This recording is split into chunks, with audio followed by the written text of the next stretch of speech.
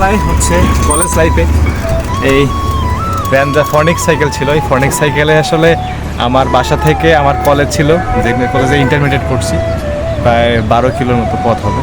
তো সাইকেলে রান করতাম প্রতিদিন, সকাল 8টা বাজে যেতাম, কলেজ শেষ করে প্রাইভেট শেষ করে দেন বাসায় আসতাম হচ্ছে 4টা বাজে। আসি খুব ক্লান্ত, খাওয়া দাওয়ার পরে একটা ঘুম দিতাম, আবার বিকেলবেলা সাইকেল নিয়ে বেরোতাম।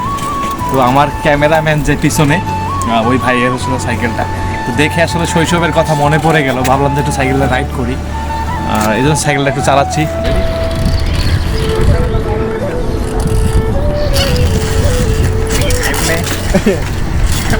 চালায় আমার কাছে খুব ভালোই লাগে।